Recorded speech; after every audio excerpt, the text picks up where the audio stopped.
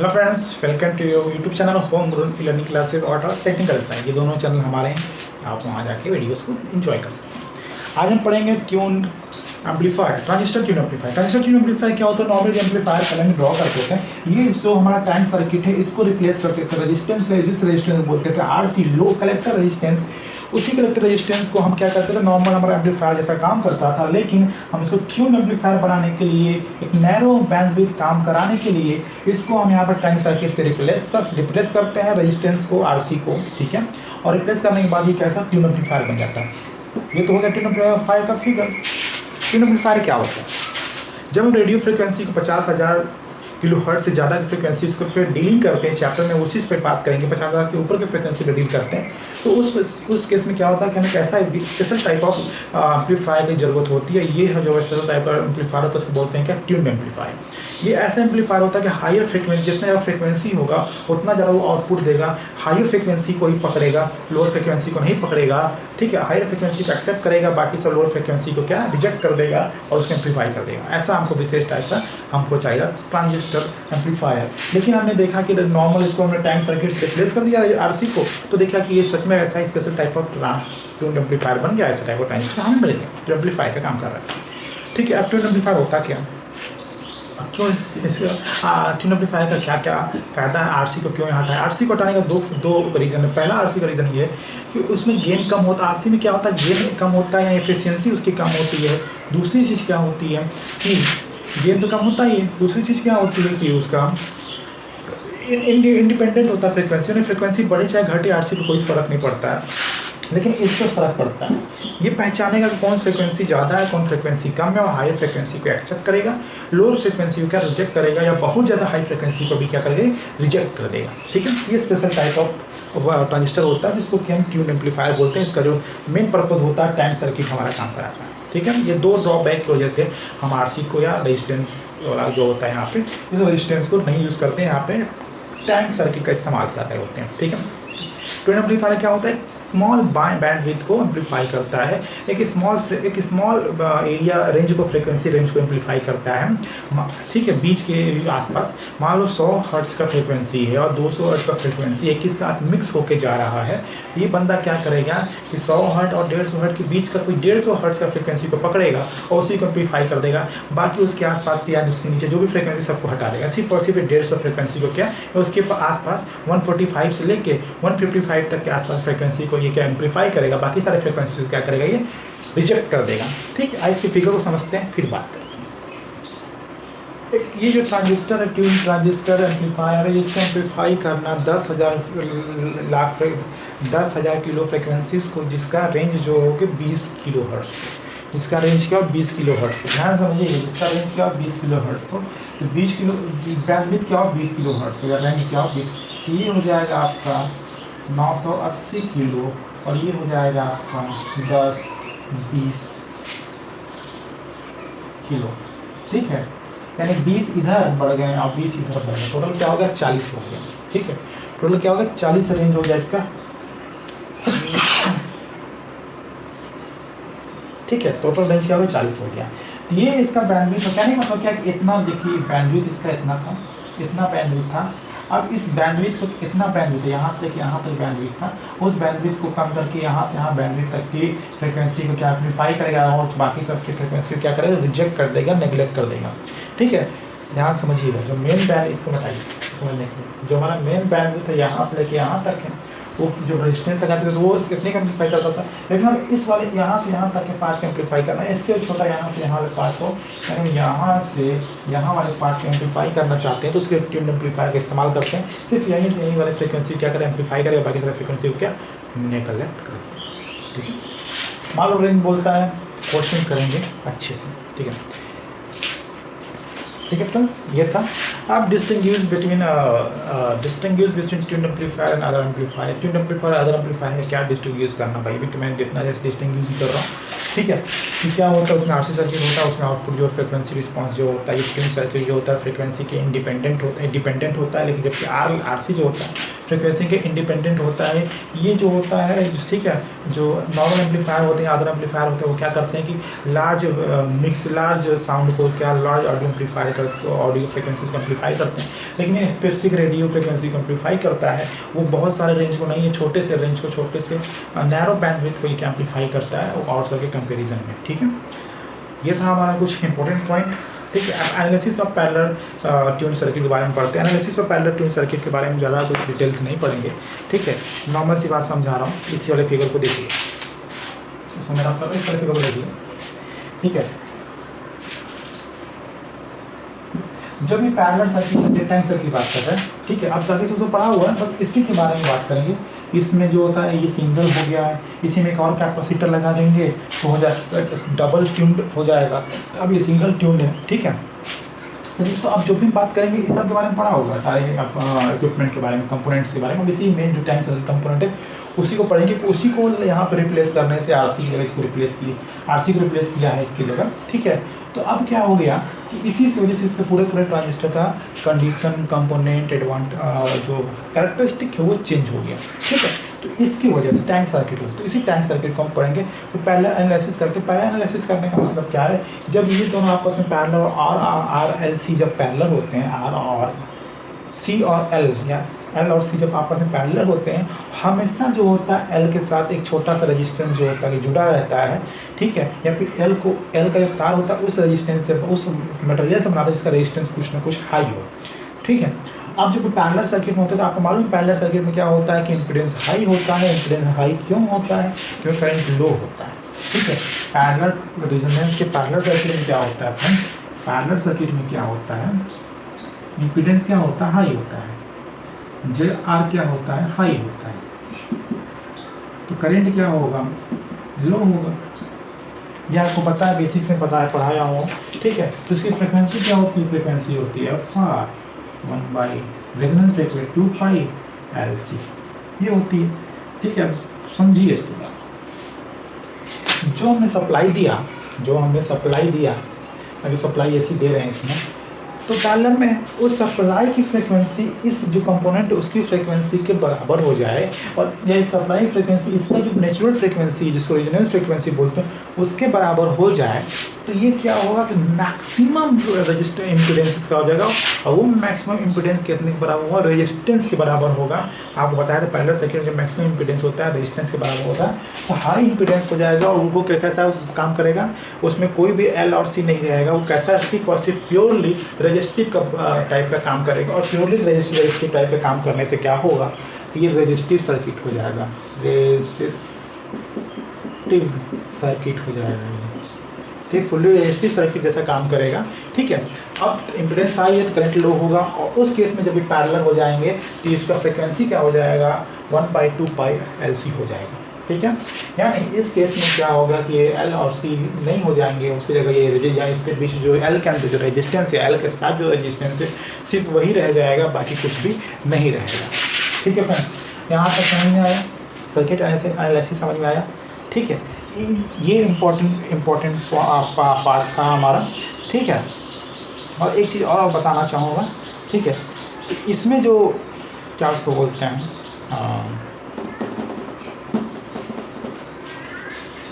Current flow होता है, कैसे फ्लो होता है आपको मालूम है कि ये क्या है?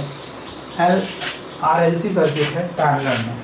ठीक है, तो अगर RLC सर्किट पैरेलल में ये V है, ये रेजिस्टेंस वोल्टेज जो V पे जा रहा है, तो जो करंट होगा वो कैपेसिटिव जो करंट होता है वो 90 डिग्री क्या होता है? लैग करता है। ठीक है, तो IC यहाँ क्या होगा? 90 डिग्री क्या करेगा? लैग करेगा जो वोल्टेज है V से R से। ठीक है, यानी वोल्टेज लीड करता है कैपेसिटिव में। लेकिन जब इसमें क्या इंडक्टेंस लगा देते हैं कि IL हो जाएगा, IL क्या करेगा? लैग करता है वोल्टेज से।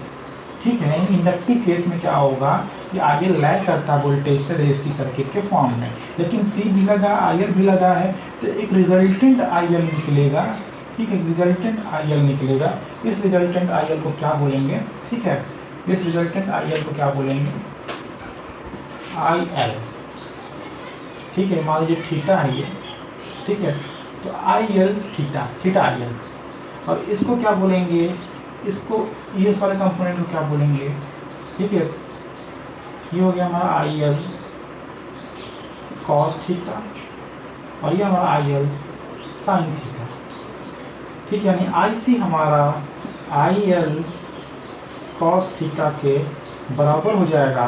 तो ऐसे हमारा कॉस थीटा के बराबर हो जाएगा फ्रेंड्स, सॉरी, तो ऐसे हो जाएगा थीटा यहाँ लगेगा, थीटा के साथ वाली वैल्यू क्या होती है, कॉस होती है, थीटा जिस पे नहीं होता उसकी वैल्यू साइन होती है, और ये साइन ये थीटा हो जाएगा। और ये जब ये दोनों की वैल्यू आई एल और आई सी वैल्यू तब इक्वल होगी जब एक्सएल इक्वल टू एक्सी होगा, और ये दोनों कब होगा, एट रेजोनेंस होगा, एट रेजोनेंस होगा, ठीक है, एट रेजोनेंस होगा। रेजोनेंस में क्या होगा, ये और दोनों आपस में क्या हो जाएंगे, क्रॉस हो जाएंगे, और जो बचेगा, जो हमारा रिजल्टेंट करंट बचेगा, क्या बचेगा, आई एल थीटा, क्या बचेगा, आई एल थीटा या आई एल कॉस थीटा। यहाँ पे समझ में आया आप लोग को, ये समझ में आया ना, चलो। तो अगर हम लोग यहाँ पे इसको लेते तो ये साइन थीटा होता, ये कॉस थीटा होता, कोई प्रॉब्लम नहीं है। अगर हमने थीटा यहाँ लिया है, ठीक है, इस लेकिन एक्चुअली को थीटा यहाँ रहता है कि भी के साथ कर रहे हैं, चलो कोई नहीं, इसको अंतर नहीं आएगा, साइन और कॉस हो जाएगा बस, ठीक है। लेकिन हमको थीटा यहाँ लेना चाहिए क्योंकि हमने थीटा यहाँ लिया। अगर ये थीटा लेंगे तो ये हमारा हो जाएगा कॉस और ये हमारा साइन, ठीक है ना, साइन थीटा, और कोई बात नहीं है, ठीक है। वो कंपोनेंट्स की बात है, उसमें कोई नहीं। लेकिन इसमें जो फ्रिक्वेंसी मिलता है, जिसको एनालिसिस करेंगे, कैरेक्टरिस्टिक जानेंगे, उसका जो फ्रिक्वेंसी मिलता है, क्या फ्रिक्वेंसी क्या होती है उसकी, इसकी जो इम्पीडेंस, सॉरी, जो इम्पीडेंस होता है वो क्या होता है, जेड आर जो होता है इम्पीडेंस होता है एल बाई सी आर होता है, एल बाई सी आर होता है। जब रेजोनेंस से जस्ट पहले एल बाई सी आर होगा, और जैसे ही रेजोनेंस होगा एक्सएल और एक्सी आपस से बराबर हो जाएंगे, और क्या हो जाएगा, आर हो जाएगा, ठीक है। लेकिन यहाँ पे एक्सएल और एक्सी नहीं दिया है, एल सी आर दिया हुआ है, एल सी आर दिया हुआ है, ठीक है। एल की वैल्यू दी हुई हो, सी की वैल्यू दी हुई हो, और आर की रेजिस्टेंस वैल्यू दी हुई, हम इम्पीडेंस रेजिस्टेंस एट रेजोनेंस निकाल सकते हैं इस फॉर्मूले से। समझ में आया, नहीं आया, आई होप क्या आ गया हो, ठीक, ज़रा कुछ नहीं है, नहीं समझ में आया, जो ध्यान से इसमें थोड़ा सा ध्यान रखना। आई विल व्हाट, हमारा एक नॉर्मल था ट्रांजिस्टर था, हमने आरसी को रिप्लेस किया इससे ट्यून सर्किट से, तो हमारा फ्रिक्वेंसी ये वाला मिलता है, रेजोनेंस फ्रिक्वेंसी जिसको बोलते हैं। क्यों रेजोनेंस फ्रिक्वेंसी मिलता है, क्योंकि पैरेलल में क्या होता है, सी और एल आपस में पैरेलल होते हैं, तो पैरेलल में क्या हो जाता है कि जो अप्लाइड वोल्टेज होता है उसकी फ्रिक्वेंसी अगर इनके नेचुरल फ्रिक्वेंसी के इक्वल हो जाती है, तो ये क्या करते हैं कि रेजोनेंस में आ जाते हैं। रेजोनेंस में आने से इनके ऊपर जो इंडक्टिव रिएक्टेंस होता है और इसका इंडक्टिव रिएक्टेंस दोनों आपस में इक्वल हो जाते हैं, और आपस में एक दूसरे को कंपनसेट करके ख़त्म कर देते हैं, और सिर्फ जो एल में जो रेजिस्टेंस होता है वही सिर्फ बचता है, और पूरा सर्किट रजिस्टिव सर्किट कहलाता है, ठीक है। अब आप बोलोगे सर वो ठीक है, लेकिन Z R L by C R क्यों लिख दिया आपने, तो जब रेजोनेंस में क्या होता है, एक्सएल की वैल्यू नहीं दी होती है, एक्सी की वैल्यू नहीं दी होती है, तो हम कैसे फाइंड आउट करेंगे, कैसे दोनों को काट सकते हैं। तो उस केस में क्या होता है, एल और सी की वैल्यू रख के आर से मल्टीप्लाई कर देंगे, डायरेक्ट हमको इनपुट इम्पीडेंस मिल जाएगा। बात समझ में आई, ठीक है।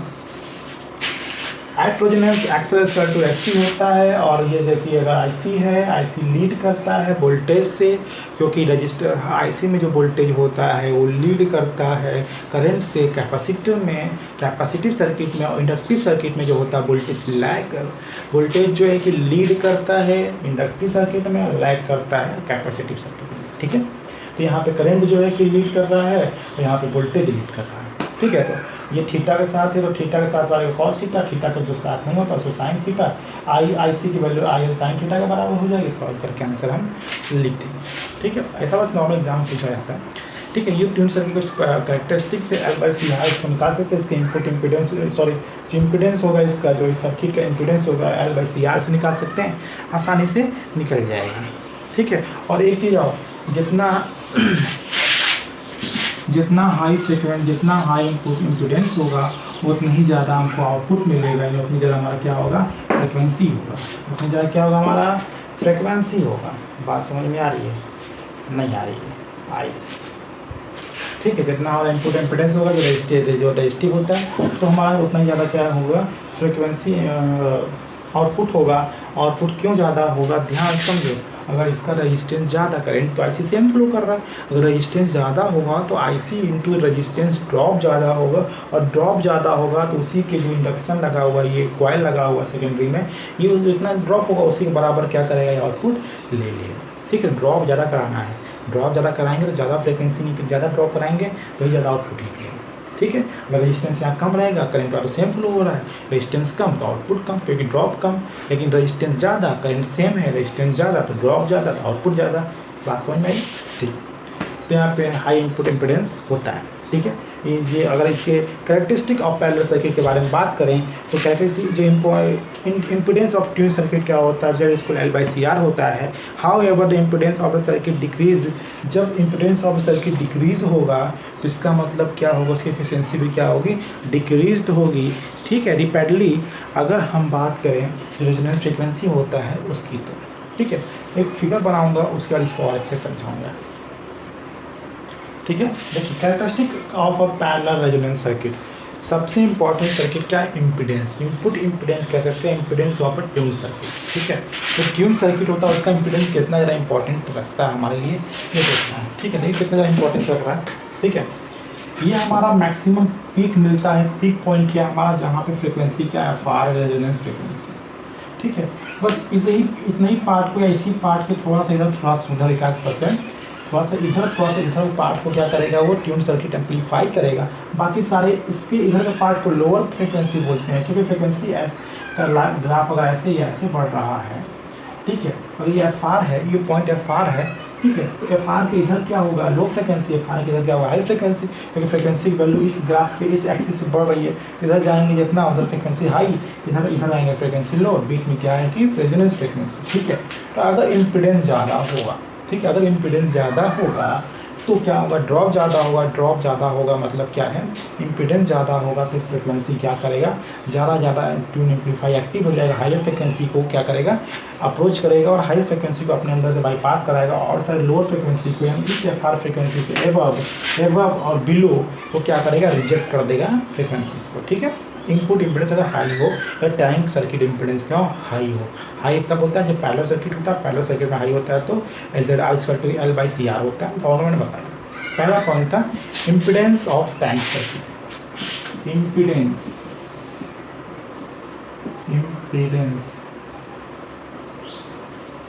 Impedance of tank of circuit. दूसरा पॉइंट क्या होता है, ठीक, इम्पिडेंस समझे, एक इंपॉर्टेंट चीज़ यहीं पे बता दे रहा हूँ, आगे चल के बताऊँगा।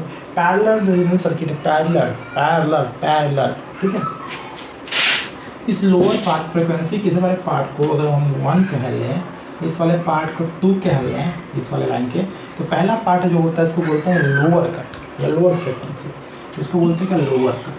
ठीक है, क्या बोलते हैं, लोअर कट या लोअर फ्रिक्वेंसी या बिलो लोअर फ्रिक्वेंसी कट बोलते हैं। इस वाले पार्ट को बोलते हैं अपर कट या फ्रिक्वेंसी। ठीक है, इसको F2 से डिनोट करते हैं, इसको F1 से डिनोट करते हैं। ठीक है, दूसरी चीज़, इस वाले पार्ट क्या होता है, इंडक्टिव होता है। ये वाला पार्ट क्या होता है, पैरेलल सर्किट में लोअर फ्रिक्वेंसी क्या होता है, इंडक्टिव होता है। बिलो वाला क्या होता है, इंडक्टिव होता है। इंडक्टिव होने का मतलब कि XC माइनस XL होता है। ठीक है, तो कहोगे सर ये XC बड़ा है तो इंडक्टिव कैसे हो गया, XC बड़ा होने का मतलब क्या है कि यहाँ XL छोटा होने का मतलब क्या है कि IL यहाँ पे बड़ा है, और IL बड़ा होने का मतलब है कि यहाँ पे ये सर्किट कैसा बिहेव कर रहा है, इंडक्टिव सर्किट कैसा बिहेव कर रहा है। ठीक है, यहाँ पे क्या होता है कि ये कैपेसिटिव सर्किट जैसा बिहेव करता है। कैपेसिटिव सर्किट जैसा क्यों बिहेव करता है, तो XL माइनस XC R होता है। यहाँ पे XC छोटा होता है, और XC छोटा होने से यहाँ पे IC क्या होता है, बड़ा होता है, और IC की वैल्यू ज़्यादा बड़ी होती है, इसलिए इसको क्या कैपेसिटिव सर्किट बोलते हैं। ये किस में होता है, ये पैरेलल में होता है। सीरीज में जस्ट अपोजिट हो जाता है। सीरीज में ये क्या होता है, ये इंडक्टिव हो जाता है और ये कैपेसिटिव हो जाता है। उसका फिगर भी बनाऊंगा लास्ट में। ठीक है, सीरीज में जस्ट इसका अपोजिट हो जाता है, ये याद रखना है। पैरेलल में क्या होता है, ऐसा होता है सीरीज रेजिस्टेंस का अपोजिट होता है, ये इंडक्टिव सर्किट होता है, ये कैपेसिटिव सर्किट होता है। ये एक्सी माइनस एक्सआर, यहाँ एक्सआर की वैल्यू ज़्यादा होती है, सॉरी एक्सी की वैल्यू ज़्यादा होती है। एक्सी की वैल्यू ज़्यादा होने से क्या होता है, आईआर की वैल्यू ज़्यादा होती है क्योंकि एक्सआर की वैल्यू छोटी होती है। यहाँ पे एक्सी की वैल्यू छोटी होती है, एक्सी की वैल्यू छोटी होने से क्या होता है कि आईसी की वैल्यू बड़ी होती है, और आईसी की वैल्यू बड़ी होने से कैपेसिटिव सर्किट जैसा बिहेव करता है। ये इंपॉर्टेंट पॉइंट था, ठीक है। दूसरा पॉइंट क्या है, circuit current. Circuit current, circuit current, circuit current क्या होगा, जितना कम होगा उतना ही सही है। और सर्किट करंट कितना होता है, तो होता है V by Z R. Z R की वैल्यू कितनी होती है आपको मालूम है, कितनी होती है, तो L बाई सी आर, ठीक है। करंट इंपॉर्टेंट है, इम्पीडेंस इंपॉर्टेंट है, करंट जितना छोटा रहेगा उतना फ्रीक्वेंसी होगा। और थर्ड नंबर देखिए क्या है, थर्ड नंबर बोलता है क्वालिटी फैक्टर। क्वालिटी फैक्टर, इस क्वालिटी फैक्टर की वैल्यू जनरली 10 या 10 से अधिक होती है, जनरली 10 से अधिक होती है, ठीक है, 10 से अधिक होती है क्वालिटी फैक्टर की वैल्यू। इस क्वालिटी फैक्टर जितना ज़्यादा होगा उसका मतलब है कि क्वालिटी फैक्टर ज़्यादा होगा, ठीक है। क्वालिटी फैक्टर जितना ज़्यादा होगा उतना ही कम रेजिस्टेंस होगा, उतना ही कम क्या होगा, रेजिस्टेंस होगा। तो क्वालिटी फैक्टर का फॉर्मूला होता है, क्या होता है, X L by R, X L by R होता है ratio of inductive reactance upon में resistance of the same coil, ठीक है। ये क्वालिटी फैक्टर की वैल्यू होती है। अगर क्वालिटी फैक्टर ज़्यादा हो तो रेजिस्टेंस क्या होगा, कम होगा। और रेजिस्टेंस कब कम होगा, जब मैक्सिमम होगा। मैक्सिमम होता है सिर्फ और सिर्फ रेजिस्टेंस की वैल्यू होगी, ठीक है। नहीं समझ में आया, अगर रेजिस्टेंस की वैल्यू कम होगी, रेजिस्टेंस की वैल्यू मैक्सिमम कह देते हैं कि मैक्सिमम होती है, लेकिन एक्चुअली मैक्सिमम नहीं होती है, जो ठीक है वो जो मैक्सिमम होती है एक्चुअली वो मिनिमम होता है। नहीं समझ में आया, कुछ भी नहीं समझो।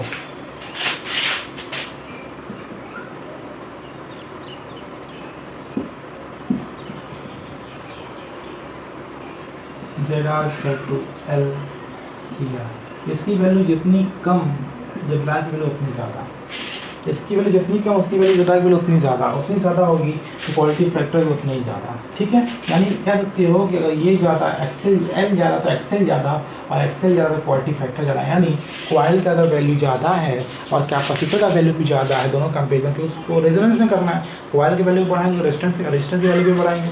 जब कॉइल की वैल्यू ज़्यादा होगी तो और रेजिस्टेंस से कंपेयर करेंगे तो उसकी क्वालिटी फैक्टर की वैल्यू क्या होगी, ज़्यादा होगी, ठीक है। और क्वालिटी फैक्टर बैंडविड्थ से भी कंपेयर करते हैं। बैंडविड्थ कहने का मतलब क्या है, ठीक है, अगर रेजिस्टेंस छोटा है तो क्वालिटी फैक्टर ज़्यादा होगा, रेजिस्टेंस बड़ा है तो क्वालिटी फैक्टर कम होगा, ठीक है। ये सब इंपॉर्टेंट पॉइंट है।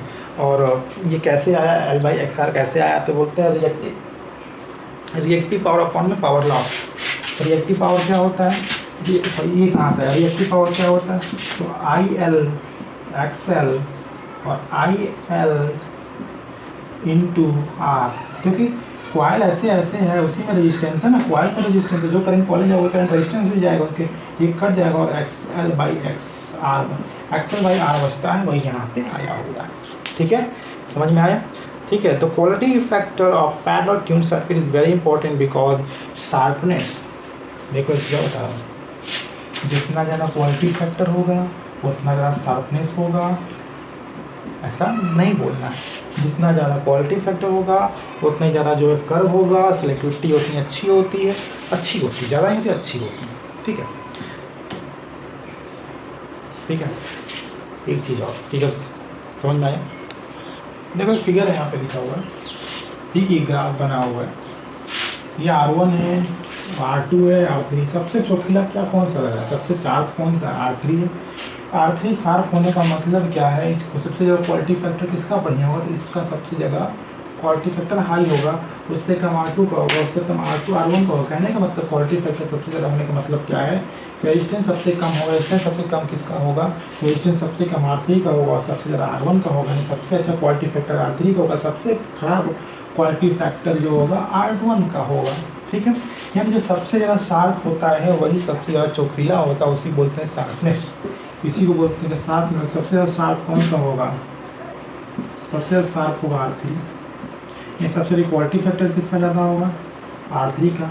R3 का क्यों ज़्यादा होगा, क्योंकि रेजिस्टेंस क्या R3 का सबसे कम होगा, ठीक है, क्योंकि R3 का रेजिस्टेंस क्या होगा, सबसे कम होगा, ठीक है, यानी जिसका जिसका ग्राफ जितना चौकीला, जिसका क्वालिटी फैक्टर जितना ज़्यादा, जिसका जिसका क्वालिटी फैक्टर जिसका ज़्यादा वो ज़्यादा चौकीला होगा, ज़्यादा शार्प होगा, उसका शार्पनेस ज़्यादा होगा, और जिसका ज़्यादा शार्पनेस जिसका ज़्यादा होगा उसका सेलेक्टिविटी भी ज़्यादा होगा।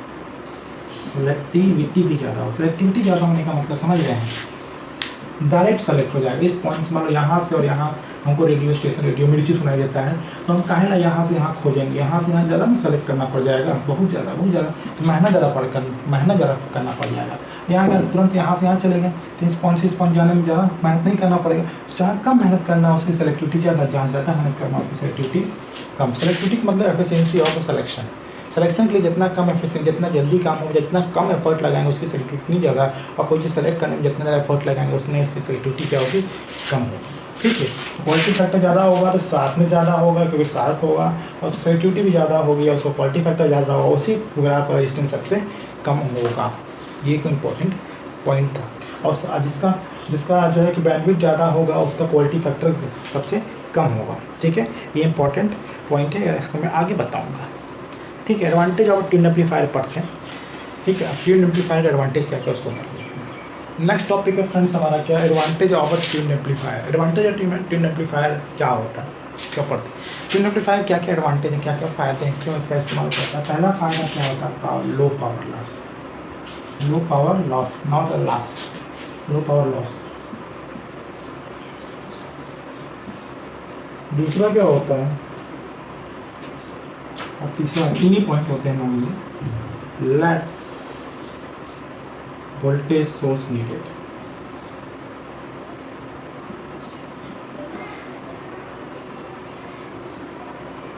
यानी VCC की वैल्यू क्या होती है, कम जरूरत पड़ती है।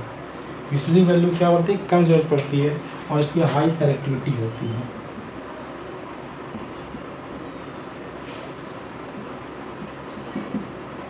हाई सेलेक्टिविटी होती है। ठीक है, सेलेक्टिविटी सेलेक्ट कर लेते हैं, सेलेक्ट करने में फर्क नहीं लगाते, इसलिए हाई सेलेक्टिविटी हो गया। पावर लॉस कम क्यों होता है, क्योंकि RC की जगह रजिस्टिव सर्किट में ज़्यादा पावर लॉस होता है कंपेयर टू रिएक्टिव सर्किट में। ठीक है, रिएक्टिव सर्किट में पावर लॉस कम होता है, वही RL और XL और XC में पावर लॉस कम होता है इन कंपेयर टू RC। सो ये लेस पावर यहाँ पे इस्तेमाल होता है। ठीक है, लेस पावर लॉस होता है क्योंकि यहाँ पे RC नहीं, वहाँ पे इस्तेमाल करते हैं क्या, XL और XC कंपेयर में R जो होता है उसमें ज़्यादा पावर लॉस होता है। हाई सेलेक्टिविटी क्यों होता है, L और C लगाते हैं। L और C लगाने से क्वालिटी फैक्टर बढ़ जाता है। क्वालिटी फैक्टर बढ़ जाने से क्या होता है, सेलेक्टिविटी बढ़ जाती है, उसकी शार्पनेस बढ़ जाता है, उसकी सेंसिटिविटी बढ़ जाती है, सेलेक्टिविटी बढ़ जाती है। क्यों पर सेंसिटिविटी बढ़ जाती है, मैंने बताया हाई सेंसिटिविटी होता है। लेस वोल्टेज सोर्स नीडेड का मतलब VCC की जरूरत कम पड़ती है, क्योंकि XL और XC में उतना ज़्यादा पावर लॉस होता नहीं है। C ऑलरेडी चार्ज हो रहा होता है, C से जो है L को मिलता है पावर, बस उतना ही VCC को वोल्टेज देना होता है, जिससे कि टैंक सर्किट में जो लॉसेज हो रहे हैं R में, वो लॉसेज ओवरकम हो जाएं, बाकी और कोई एनर्जी की ज़रूरत नहीं पड़ती है। अगर हम रेजिस्टेंस सर्किट की बात करते हैं तो वहाँ पर क्या होता है, अगर कट ऑफ में सिर्फ और सिर्फ रेजिस्टेंस सर्किट होता है तो बहुत ज़्यादा DC सप्लाई जाता है, और RC और IC में बहुत ज़्यादा ड्रॉप होता है, जो कि इस सर्किट में उतना ड्रॉप नहीं होता। इसमें तो उतना ही अप्लाई किया जाता है जितना कि लॉस ओवरकम हो जाए टैंक सर्किट में, और कोई इसमें एक्स्ट्रा लॉसेस की ज़रूरत नहीं पड़ती है। इसके एडवांटेज थे, इसलिए इसको हम सेलेक्ट करें। ठीक है, अब बात करते हैं। ठीक है, क्या तो बताने वाला था आपको, मैं भूल गया। यस,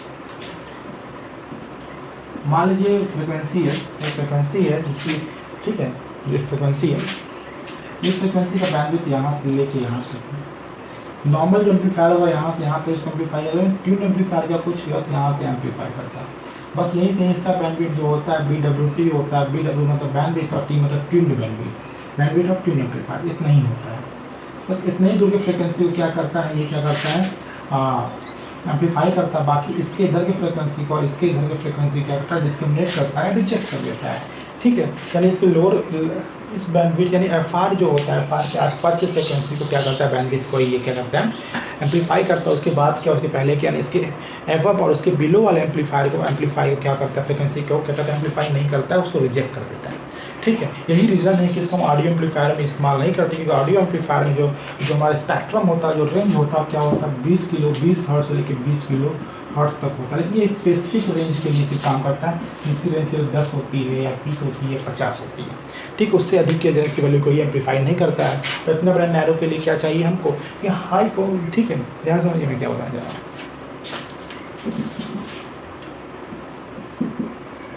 ये समझ गए, इसको मिटाता हूँ। 1/2π LC ठीक है, रेजोनेंस फ्रिक्वेंसी है।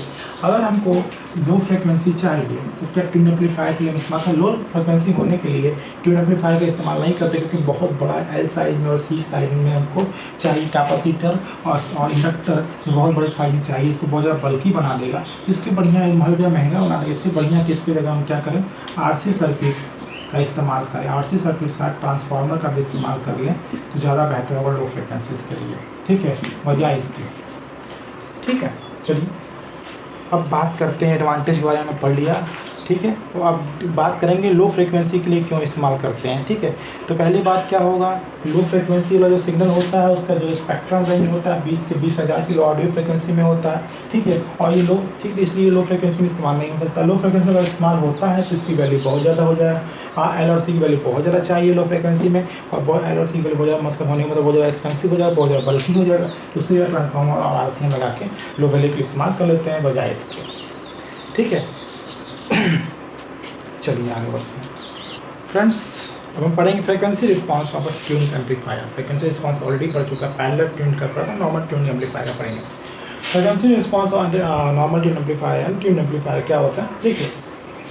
ये मैक्सिमम फ्रीक्वेंसी होती है FR, उस पर गेन हमारा मैक्सिमम होता है AV मैक्स। ठीक है, लेकिन उसकी लोअर एक गेन होता है, जो मैक्सिमम गेन होता है उसका 70.7% या 70.7% जो गेन होता है उसको बोलते हैं क्या, लोअर कट और अपर कट।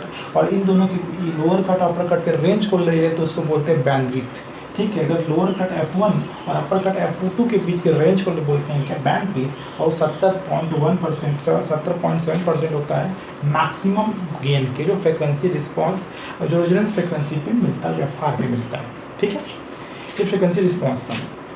ठीक है, और वोल्टेज गेन जो होता है, देखिए वोल्टेज गेन क्या होता है। ठीक है, मैंने बताया बीटा की वैल्यू पता है, बीटा ZC बीटा की बता रहा हूँ, याद है आपको फॉर्मूला स्टार्टिंग में बताया था वोल्टेज गेन का। यहाँ पे जो गेन है वोल्टेज गेन, इसीलिए गेन की वोल्टेज गेन की बात है। वोल्टेज गेन को फॉर्मूला बताया था beta equal to RC upon में RIN, अनलोडेड के लिए जो इस्तेमाल नहीं होता है। AV equal to beta RAC upon में RIN, ये अनलोडेड के लिए, लोडेड के लिए, स्टार्ट होने के लिए ऑफ, जब ऑफ रहता है तब कोई सप्लाई नहीं होता तो ये वाला फॉर्मूला, और जब सप्लाई होता है तो ये वाला फॉर्मूला का इस्तेमाल करते हैं। ठीक है, तो यहाँ पे क्या RAC और RIN तो है नहीं, तो यहाँ पे एवरेज वोल्टेज कैसे निकालेंगे, बीटा इक्वल टू क्या होगा ZC अपॉन में ZIN। ZC क्या होता है, अभी तो ZR पढ़ा था आपने, ZC अचानक कहाँ से आ गया, तो इफेक्टिव लोड फैक्टर लोड। ठीक है, ZC क्या होगा, तो ZC कैसे निकालते हैं, XL parallel to XC plus R under root में, ये हमारा XC होगा। ठीक है, तो इफेक्टिव लोड जो होगा हमारा कलेक्टर पे उसी को बोलते हैं ZC अपॉन में ZIN। ZIN का मतलब समझ रहे हैं ना, इम्पिडेंस ZIN की वैल्यू क्या, input impedance of amplifier ZIN की वैल्यू क्या होती है, R1 पैरेलल टू R2। ये आपको बताया था ZIN की वैल्यू एक और होती है, क्या होती है 25/mL/R, मालूम है ना, I ये RIN की वैल्यू होती है। ठीक है, तो वही यहाँ ZIN की वैल्यू ये होगी R1 पैरेलल टू R2। ठीक है, ट्रांजिस्टर का। तो यहाँ से क्या निकल गया, हमारा ट्यून एम्पलीफायर का गेन निकल गया। वो गेन, ये गेन जो मैक्सिमम तब होगा जो फ्रिक्वेंसी रिस्पांस, जो हमारा फ्रिक्वेंसी रिस्पांस यहाँ पे क्या से बोलते हैं, रेजोनेंस फ्रिक्वेंसी पे मैक्सिमम होगा, वही हमारा वोल्टेज होगा। और जो वोल्टेज इनका 70.7% होगा वो हमारा एवरेज मैक्सिमम वोल्टेज होगा, जो कि हमारे बैंडविड्थ की फ्रिक्वेंसी को क्या करेगा, वहाँ से वहाँ तक के रेंज को डिसाइड करता है। ठीक है, एक एग्जांपल के इसी को बोलते हैं बैंडविड्थ। ठीक है, जो होता है ये कहाँ इस्तेमाल करते हैं, तो इस्तेमाल करते हैं रेडियो और टीवी के ट्रांसमिशन में। जो कैरियर वेव बताया था आपको ऑसिलेशन में, कैरियर वेव का ही काम कर रहा होता है। ठीक है, कैरियर वेव क्या होता है मैंने बताया था उस दिन, तो आज बताना जरूरी नहीं है। ठीक है। इस कैरी वेव को इसी से जनरेट करते हैं, इस कैरी वेव को बनाते हैं, उसी पे वेव हमारा जा रहा होता है। ठीक है। मैंने क्या बताना था, मान लो हमारा जो रेंज है, हमारा फ्रिक्वेंसी रेंज जो है हमारा वो कितना है 10।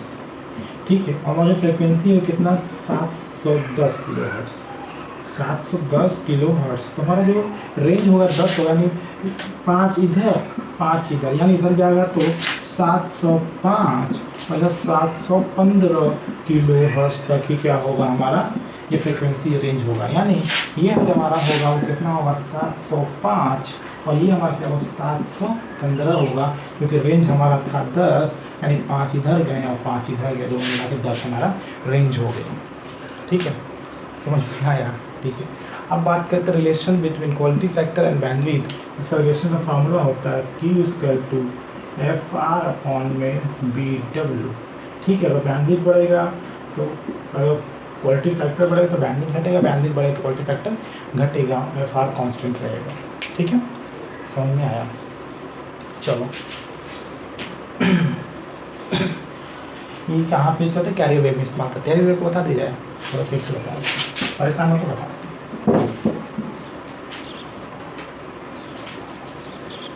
कैरियर वेव, कैरियर वेव क्या होता है उसको भी देख लेते हैं।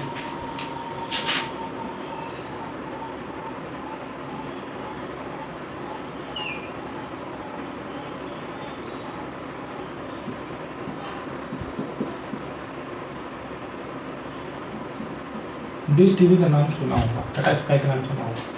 ठीक है। इस यहाँ से एक तार हमारे यहाँ आता है, हमारे टीवी में लगा होता है, टीवी। ठीक है। इसको कहाँ सप्लाई मिल रहा होता है, सर्विस स्टेशन से मिल रहा होता है, सैटेलाइट से मिल रहा होता है, सैटेलाइट से मिल रहा होता है। ये हमारा अर्थ है। ठीक है, सॉरी वो अर्थ फर्क ना समझो, मेरा समझ लीजिए। ये सैटेलाइट है जो ऊपर होता है, यहाँ से एक वेव निकलती है, ऐसे टकराता है और यहाँ इसमें जाता है, ये भी ऐसे टकराता है और इसमें ऐसे जाता है, दोनों से ये रिसीव करता है, रिसीवर होता है और हमको टीवी को भेजता है। ठीक है। ये वेव हमेशा मौजूद रहता है, ये वेव हमेशा क्या रहता है, मौजूद रहता है हवा में, लेकिन इसको रिसीव करने की कैपेसिटी क्या होती है, नहीं होती है। इसको एक्टिवेट किया जाता है, एक कार्ड स्लॉट कार्ड होता है जिसको नेट से कनेक्ट होता है, इसी वेव से नेट भी चलता है, इसी वेव को बोलते हैं कैरियर वेव। ऑलरेडी हमेशा ये क्या होता है, रास्ता हमेशा बना होता है कैरी करने के लिए, बस उसमें सामान की जरूरत होती है, ढुलाई की जरूरत होती है। ठीक है। मान लो मेरे घर से तुम्हारे घर का रास्ता क्या भाई है, बना हुआ। अब हमें जाना है कार लेके, तो हम कार लेके जा रहे हैं, लेकिन ऑलरेडी रास्ता बना हुआ। रास्ता कैसे बना, ये रास्ता हमारा है, कार लेके जा रहे हैं तो आप क्या पहुँच गए। तो जैसे जो सिग्नल है वो इसी रास्ते से आता है, इसी रास्ते को बोलते हैं कि कैरियर, जिससे कोई चीज़ कोई सिग्नल कैरी होता है, ऑलरेडी हमारे मौजूद है। मोबाइल से नेटवर्क ऑलरेडी जुड़ा, जब फ़ोन करें चाहे ना करें, बैलेंस खत्म है बढ़ती रहे, तो इसको रिचार्ज करते हैं। ठीक है, रिचार्ज करते हैं, इसमें कार्ड होता है, वो कार्ड क्या करता है, इसको एक्टिवेट करता है, इसको ऑनलाइन में एक्टिवेट किया जाता है। ठीक है। ऑनलाइन एक्टिवेट करने का मतलब क्या होता है कि अगर ये इसको डीएक्टिवेट कर देंगे तो ये चलेगा नहीं, हम इसे पैसा से रिचार्ज करते हैं और ये हमको ये जो इसी कैरियर वेव से नेट से कनेक्ट होता है। हम लोग तो वायरलेस कहाँ कनेक्ट नहीं करते, हम लोग तो वायरलेस से कहाँ कनेक्ट, लेकिन कनेक्ट होता है और वो वहाँ से वो अप्लाई वो ऑटोमेटिक होता है, वो बंद कर देते हैं। बंद हो जाने के बाद हमको टीवी दिखाई नहीं देता है। ठीक है। यही चीज़ क्या काम कर रहा होता है हमारा, ये चीज़ काम कर रहा था। तो मान लो केबल की बात करें, जो हमारे घर में केबल लगा हुआ है, ठीक है, जो डिश वो मुन्ना डिश जो केबल है, सिवा केबल, जो भी बहुत से केबल होते हैं, डैन सिवा केबल, डैन केबल, उसको बोलते हैं डैन। नाम सुना है इसका, फुल फॉर्म जानते हो ना, डिजिटल इलेक्ट्रॉनिक नेटवर्क, नहीं जानता, चलो ठीक है, डैन केबल के बारे में देखो। हमारे घर में टीवी है LCD वाला, ठीक है, नहीं भी है तो बोल दे रहे हैं, आया भी तो बोल रहे हैं, क्या पता है कि नहीं। ठीक है। तो हमारे यहाँ केबल जो होता है उसके यहाँ छतरी लगा होता है, उसके छतरी जो भाई साहब केबल जो हमको देते हैं उनके यहाँ बहुत बड़ा छतरी लगा होता है। ठीक है, बहुत बड़ा छतरी, ये सिग्नल यहाँ दे रहे होते हैं और ये तार जो है कि हमारे सेक्टर बॉक्स में पहुँचा रहे होते हैं, यही तार दूसरे घर में पहुँचा रहे होते हैं, यही तार तीसरे घर में पहुँचा रहे होते हैं, और इसको बोलते हैं cable.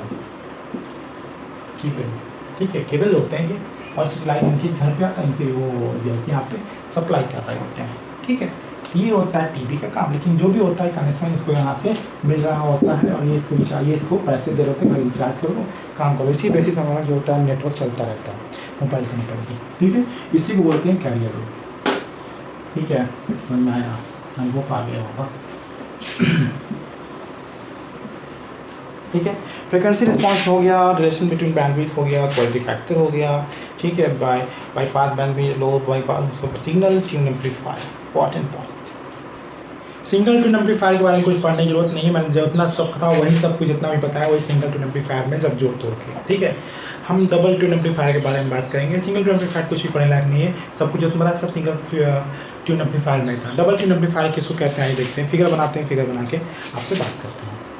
Friends, double tune amplifier circuit, double tune amplifier circuit क्या होता है? कुछ नहीं, नथिंग इज दैट बट यहाँ तक सिंगल ट्यून था, यहाँ एक और एल लगा के और सी लगा के उसको डबल ट्यून करता है। अगर ये L1 ये C1 है और L1 है, ये C1 है तो L2 और C2 हो जाएगा। और यहाँ पे भी टाइम सर्किट और यहाँ पे टाइम सर्किट वाला आउटपुट ले रहे होते हैं, जिसका इम्पीडेंस और ज़्यादा हो जाता है। और इम्पीडेंस और ज़्यादा होने से फ्रिक्वेंसी और ज़्यादा बढ़िया हो जाती है, क्वालिटी फैक्टर और बढ़िया हो जाता है। ठीक है, यानी इसका फ्रिक्वेंसी रिस्पांस और बढ़िया हो जाता है, जिससे कि इसको इस्तेमाल कर रहे होते हैं। ठीक है, तो सम चीज़ वही सप्लाई देते हैं, सप्लाई फ्रिक्वेंसी इतनी हो जाती है जितनी इसकी फ्रिक्वेंसी होती है, नेचुरल फ्रिक्वेंसी रेजोनेंस फ्रिक्वेंसी बराबर हो जाती है, तो इसका इंपीडेंस हाई होता है। इंपीडेंस हाई होने से क्या होता है कि करंट कम हो जाता है, करंट कम होने से क्या होता है कि इसका इंपीडेंस हाई होने से क्या होता है, फ्रिक्वेंसी रिस्पांस अच्छा होता है, फ्रिक्वेंसी रिस्पांस अच्छा होने से क्या होता है कि इसका रेजोनेंस फ्रिक्वेंसी बढ़ जाता है। और नैरो बैंडविड्थ जितना ज़्यादा इसका इंपीडेंस होगा उतना ही नैरो बैंडविड्थ की फ्रिक्वेंसी को एक्सेप्ट करेगा, बाकी वो अपर और लोअर कट की फ्रिक्वेंसी क्या करेगा, नेग्लेक्ट कर देगा। ये इसका फंक्शन था। ठीक है, ये डबल ट्यून इसलिए बोलते हैं कि एक ट्यून डी एक ट्यून डी, डबल ट्यून हो गया। पहले यहीं तक पढ़ते थे, यहाँ लगा के यहीं आउटपुट देते थे, लेकिन यहाँ पे आउटपुट अलग से ले रहे हैं। ठीक है, तो ये था हमारा डबल ट्यून एम्पलीफायर। इसका क्या इस्तेमाल करते हैं, इसका हाई, इसका डबल इस्तेमाल करने से क्या होता है कि इसका इंपीडेंस जो होता है और ज़्यादा हो जाता है, इसका इंपीडेंस और ज़्यादा होने से फ्रिक्वेंसी रिस्पॉन्स और अच्छा मिलता है। इसका देखते हैं फ्रिक्वेंसी रिस्पॉन्स। ठीक है, देखो डबल ट्यून होने से क्या होता है, ट्रांसफार्मर का आपको एक्शन पता होगा कि ये वाला 180 डिग्री फेज डिफरेंस होता है। तो 180 डिग्री फेज डिफरेंस होता है, मालूम है ना, लेंज लॉ की वजह से ये इसको ड्राइव करता है, इसमें जो इंड्यूस होता है इसको अपोज करता है। ठीक है, चलो ठीक है, देखो एक फिगर बना रहा हूँ, ध्यान समझना। कॉइल है, एक ये कॉइल है, इसमें से फ्लक्स निकल रहा है और इसको लिंक कर रहा है। एक और फ्लक्स निकल रहा है, इसको लिंक कर रहा है। ठीक है, इसको लिंक कर रहा है। ठीक है, जब इन दोनों के बीच में गैप बढ़ेगा तो क्या होगा, रेजिस्टेंस क्या होगा, कम होगा। गैप बढ़ेगा तो रेजिस्टेंस क्या होगा, कम होगा। ठीक है, गैप बढ़ेगा तो रेजिस्टेंस क्या होगा, कम होगा। रेजिस्टेंस कम होने से क्या होगा, क्वालिटी फैक्टर क्या होगा, बढ़ेगा, क्योंकि एक्सेल इक्वल टू आर, जब ये घटेगा तो ये बढ़ेगा। यानी गैप बढ़ने से रेजिस्टेंस कम होगा, क्वालिटी फैक्टर बढ़ेगा। ठीक है, गैप बढ़ने से रेजिस्टेंस क्यों कम हो रहा है, रेजिस्टेंस कम होने का मतलब है एल और कॉइल की वैल्यू बढ़ जा रही है। कॉइल की वैल्यू बढ़ जाएगी तभी रेजिस्टेंस कम हो रहा है, रेजिस्टेंस ज़्यादा है मतलब कॉइल की वैल्यू कम। ठीक है, तो देखो रेजिस्टेंस क्यों घट रहा है। ठीक है, क्यों रेजिस्टेंस घट रहा है, तो रेजिस्टेंस इसलिए घट रहा है, मान लो इसमें करंट ऐसे फ्लो हो रहा है तो इसमें करंट ऐसे फ्लो, दोनों एक दूसरे के 80 डिग्री इन फेज होते हैं, 180 डिग्री। तो क्या होता है, 180 डिग्री जब इन फेज होते हैं, 180 डिग्री जब अंतर होता है तो उसमें L1 plus L2 minus 2m होता है। ठीक है, इन दोनों की वैल्यू में से जितना ज़्यादा गैप रहेगा उसकी तो 2m की वैल्यू क्या रहेगी, उतना ही कम रहेगी। ठीक है, 2m as a mutual induction काम करता है, एज अ रेजिस्टेंस काम करता है, एल लेंज लॉ का काम करता है, minus dV by D T, minus dV by D T होता है। ठीक है, ठीक है, लेंज लॉ क्या करता है, डी बाई डी टी जैसा काम कर रहा होता है। लेंज लॉ छोड़ो, उतना नहीं समझना हमको, यहाँ समझो कि इन दोनों को ऐड किया, इसमें से जितना गैप ज़्यादा होगा एम की वैल्यू उतनी कम होगी, नहीं उसमें से उतना कम घटाया जाएगा, तो एल की L1 L2 की वैल्यू उतनी ज़्यादा होगी, मतलब एम की वैल्यू जितनी कम होगी उतना इन दोनों की वैल्यू बढ़ेगी। यानी कहने का मतलब कॉइल की वैल्यू बढ़ेगी, और जितना ज़्यादा कॉइल की वैल्यू बढ़ेगी यानी एक्सेल की वैल्यू बढ़ेगी, और एक्सेल की वैल्यू बढ़ेगी तो क्वालिटी फैक्टर की वैल्यू बढ़ेगी। नहीं समझ में आया, चलो ये समझो, L/CR समझा, उसको मत समझो, इसको समझो। जितना ज़्यादा एल की वैल्यू बढ़ेगी उतना ज़्यादा रेजिस्टेंस की वैल्यू बढ़ेगी, इम्पीडेंस की वैल्यू बढ़ेगी, इम्पीडेंस की वैल्यू बढ़ेगी तो क्वालिटी फैक्टर की वैल्यू बढ़ेगी, क्वालिटी फैक्टर की वैल्यू बढ़ेगी तो क्या होगा, फ्रिक्वेंसी रिस्पॉन्स अच्छा रहेगा। ठीक, अगर ये क्या होता है दूर दूर जब गैप ज़्यादा होता है तो उसको बोलते हैं क्लोजली क्लैम्प। ठीक है, तो क्या बोलते हैं क्लोजली क्या क्लैम्प या लूज कपलिंग। क्या होता है लूज कपलिंग, ये हो गया लूज कपलिंग। ठीक है, जब पास पास आएंगे तो उसको बोलेंगे क्या टाइट कपलिंग। जब गैप कम होगा, जब गैप कम होगा तो इस वाले की वैल्यू क्या होगी L1 plus L2 minus 2m, इसकी वैल्यू ज़्यादा होगी या इसकी वैल्यू ज़्यादा, इस वाले की वैल्यू ज़्यादा होगी, तो इन सब की वैल्यू क्या होगी, इसमें से ज़्यादा घटेगा, इसमें से ज़्यादा घटेगा ये, इसकी वैल्यू कम होगी, यानी इस पूरे की वैल्यू क्या होगी कम हो जाएगी। पूरी वैल्यू क्यों कम हो रही है, क्योंकि रेजिस्टेंस बढ़ रहा है। ठीक है, रेजिस्टेंस बढ़ रहा है यानी गैप क्या हो रहा है कम हो रहा है। रेजिस्टेंस बढ़ रहा मतलब गैप क्या हो रहा है कम हो रहा है। गैप कम होने का मतलब क्या है, इक्वालिटी फैक्टर घट रहा है, एक्सेल घट रहा है। ठीक है, सब घट रहा है क्योंकि रेजिस्टेंस बढ़ रहा है। इस वाले पॉइंट से उस वाले क्वेश्चन से समझना है। ठीक है, ये इसका फ्रिक्वेंसी रिस्पॉन्स है। अब इसका फ्रिक्वेंसी कर्व भी बना कर देख सकते हैं। ठीक है, इसका फ्रिक्वेंसी कर्व भी बना कर देख सकते हैं।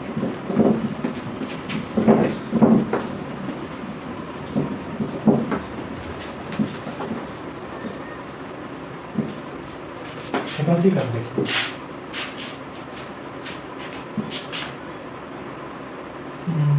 अच्छा आज स्टार्ट है।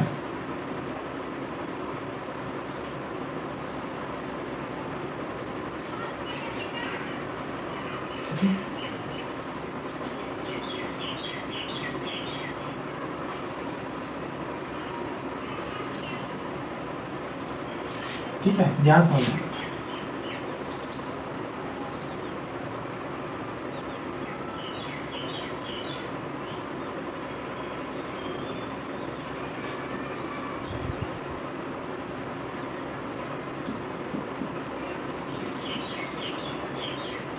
ठीक है, ये जो वैल्यू मिली हमको ना, ये वैल्यू मिली लूज क्लैंपिंग से, लूज कपलिंग से। ठीक है, और ये जो वैल्यू मिली हमको वो मिली टाइट कपलिंग से।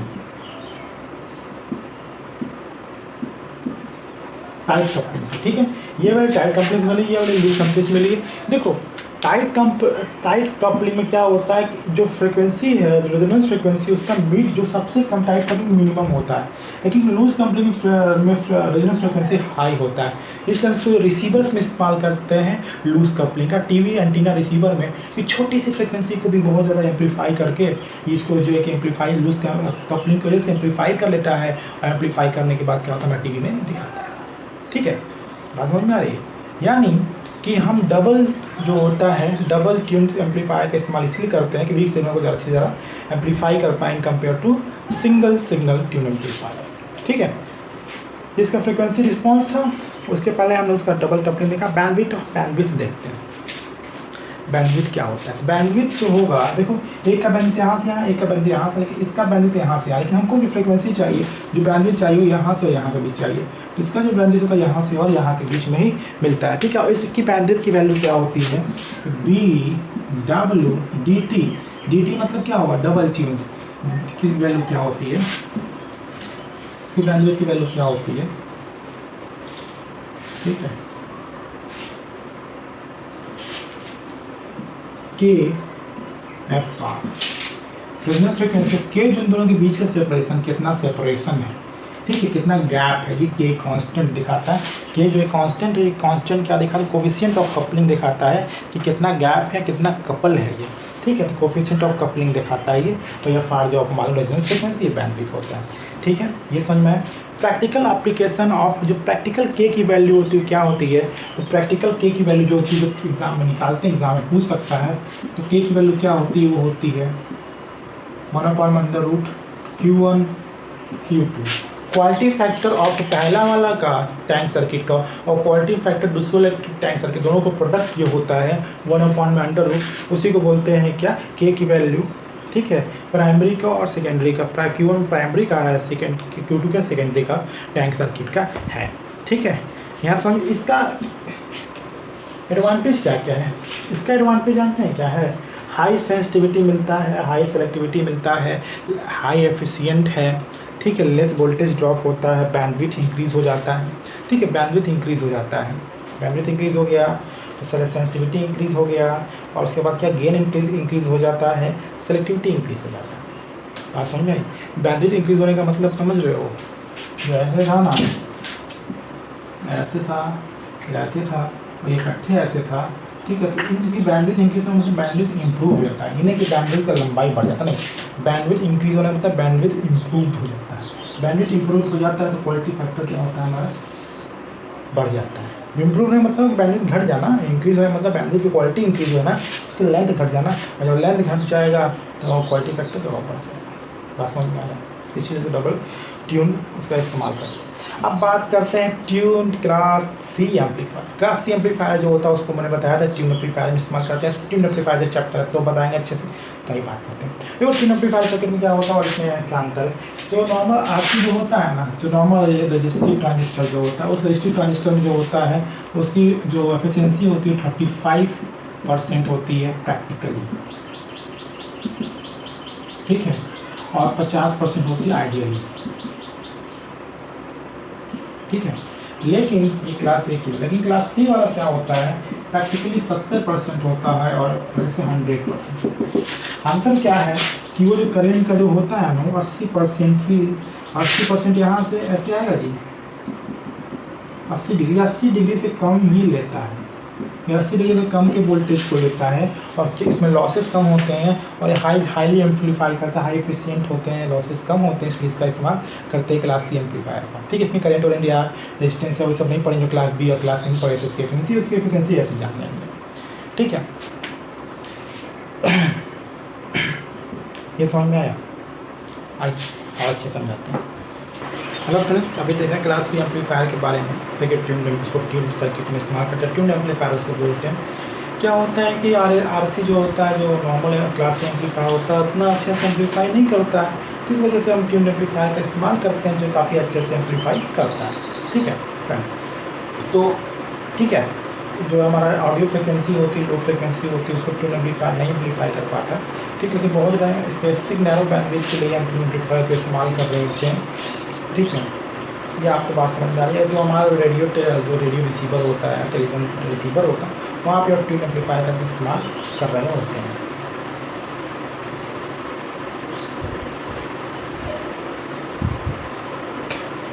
ठीक है। आइए बात करें, ठीक है। सॉरी मैंने नाखून काटा तो इसलिए सॉरी, अरे ये एप्लाइज क्या उसको बोलते हैं, एप्लाइज सॉरी, ठीक है। जो क्लास सी ट्यून एम्पलीफायर है उसके बारे में बात कर रहे हैं, ठीक है। वो क्यों इसका इस्तेमाल करते हैं, अभी तक हम लोग सब कुछ पढ़े हैं उसके बारे में, ठीक है। एक चीज़ मैंने अभी बताया था अभी आपको कि क्रिटिकल की वैल्यू क्या होती है, 1/√में Q1 Q2। ये जो होता है IF के लिए इस्तेमाल करते हैं, intermediate frequency, intermediate 455 kilo hertz तक की फ्रिक्वेंसी पे। ये क्या होता है, मिक्सर एक होता है, मिक्सर। ये मिक्सर क्या कर रहा होता है कि साउंड वेव को, साउंड की फ्रिक्वेंसी को पिक्चर की फ्रिक्वेंसी से मिक्स करता है, और मिक्स करने के बाद यहाँ पे हमको क्या करता है कि दोनों का मिलता है। टीवी में हमारे पिक्चर दिखाई देता है और साउंड भी आता है, तो मिक्सर से क्या होता है, पिक्चर को डाला जाता है और साउंड दोनों मिल के, पिक्चर और साउंड दोनों के साथ हमें सुनाई देता है, ठीक है। ये मिक्सर को है, इसी मिक्सर को बोलते हैं इंटरमीडिएट, इस पॉइंट पे बोलते हैं इंटरमीडिएट फ्रिक्वेंसी। इसकी फ्रिक्वेंसी क्या 455 किलो हर्ट्ज होती है, ठीक है। रेडियो फ्रिक्वेंसी कैरी वेव से जाके मिल जाता है, जिसको हम नेक्स्ट चैप्टर या उसके बाद चैप्टर में मॉड्यूलेशन डीमॉड्यूलेशन में पढ़ेंगे अच्छे से, ठीक है। तो इसके लिए जो क्रिटिकल फ्रिक्वेंसी हमारी होती है, क्रिटिकल जो होता है कोफिशिएंट ऑफ कपलिंग निकालना हो क्रिटिकल के लिए, ठीक है। इंटरमीडिएट फ्रिक्वेंसी के लिए ये फॉर्मूला का हम इस्तेमाल कर रहे होते हैं, ठीक है। ये बात समझ में आई। क्लास सी ऑपरेशन के बारे में बात करें, उसके ऑपरेशन के बारे में उसका 3-4 पॉइंट है, उसके बारे में कोई बात नहीं करना, सब कुछ आपको पता है। एसी देंगे, इनपुट देंगे तब चालू होगा, स्टार्ट होगा, क्योंकि भाई ट्रांजिस्टर है, बिना सिग्नल तो स्टार्ट होगा नहीं। दूसरी चीज़ उसमें दिया था कि क्लैंपिंग जो होता है कैरेक्टर क्लैंपिंग एक्शन को काम कराता है। क्लैंपिंग एक्शन क्या होता है कि वो क्लैंपिंग एक्शन का मतलब क्या, लूज क्लैंपिंग, और जो लूज क्लैंपिंग बोला था भी मैंने ना, टाइट क्लैंपिंग, कैसे वो सप्लाई देते हैं तो स्टार्ट होता है, ठीक। तो वो हो गया, ठीक है। और नैरो क्लैंपिंग क्या होता है, पॉजिटिव फीडबैक में या नेगेटिव फीडबैक में, बहुत पॉजिटिव फीडबैक में बड़ा कम टाइम के लिए काम कर रहा होता है, इसलिए इसका बैंडविड्थ क्या होता है, फ्रीक्वेंसी बैंडविड्थ नैरो होता है, ठीक है।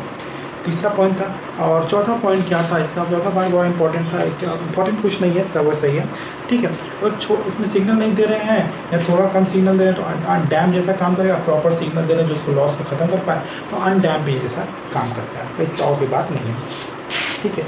अब बात करते हैं डीसी और एसी लोड की, तो देखो कैसे काम कर रहा होगा, ठीक है। इंपॉर्टेंट पॉइंट है, इसको बिना फिगर के हम नहीं समझ सकते हैं, पहले फिगर को समझते हैं उसके बाद देखो उसका जो डीसी लोड होता है क्या होता है ना, जो भी कुछ होगा इस चीज़ के बारे में बात करेंगे टैंक सर्किट में। जो डीसी लोड होता है वो क्या होता है, वो आर के बराबर होता है, ये जो रेजिस्टेंस है इसके बराबर होता है। जो एसी लोड होता है वो क्या होता है, एसी लोड क्या होता है, ये थोड़ा सा इंपॉर्टेंट है। जब सप्लाई दे रहे होते तब, जब सप्लाई दे रहे सिर्फ और सिर्फ आर काम कर रहा होता है, जब सप्लाई दे रहे थे तो डीसी लोड काम कर रहा है, एसी लोड काम कर रहा है। एसी लोड क्या काम कर रहा है देखेंगे, एसी लोड का मतलब क्या है कि क्यू कॉइल इनटू RL, ये होता है डीसी लोड, ठीक है।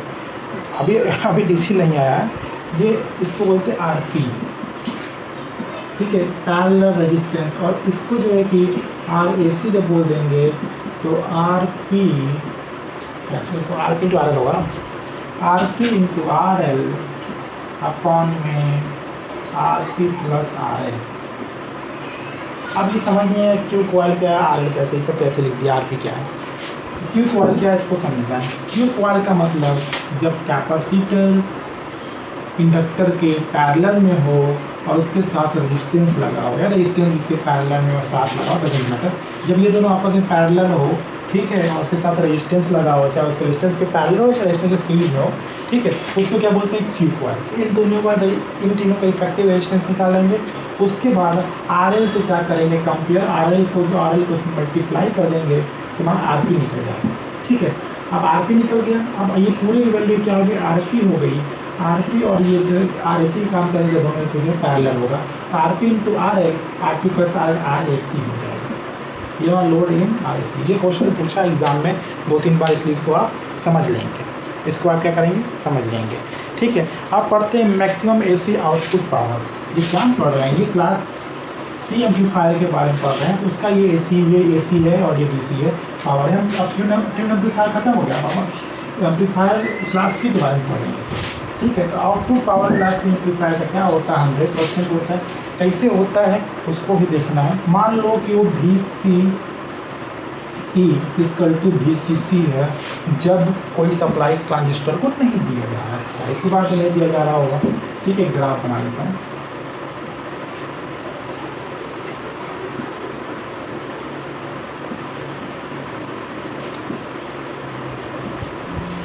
ठीक है। अगर VCC पॉइंट है तो VCC पीक और नीचे माइनस VCC, ठीक है, चलो ठीक है। यानी तो AC पावर की बात करें तो मैक्सिमम क्या होगा, मैक्सिमम क्या होगा, VCC होगा, ठीक है। अगर मैक्सिमम हमारा VCC है तो हमारा पावर क्या होगा, VCC का स्क्वायर, VCC बाई √2 का स्क्वायर अपॉन में RAC, ठीक होगा। RAC कैसे निकाले बताया ना, RAC कैसे निकाले, अरे हम ये बताया हूँ अभी। RP निकालो, क्यू कॉइल इंटू RL करो और RL इंटू RP करो और RL प्लस RP करो, RAC निकल जाता है। ये RAC यहाँ पे हो गया पॉइंट, ठीक है। ये 1/√2 से ही मल्टीप्लाई किए, इसको RMS बना है, पावर AC में बना रहे हैं, AC पावर आउटपुट हमारा ये होगा। कोई दिक्कत नहीं है, कोई दिक्कत नहीं है, ठीक है। मैक्सिमम एफिशिएंसी के बारे में बात करते हैं, मैक्सिमम एफिशिएंसी के बारे में बात करते हैं। मैक्सिमम एफिशिएंसी क्या होगा, जो DC पावर होगा वो हमारा इनपुट पावर होगा, जो आउटपुट पावर होगा हमारा DC पावर आउटपुट होगा, ठीक है। तो DC आउटपुट क्या, आउटपुट क्या मिल रहा है, तो आउटपुट से मिल रहा है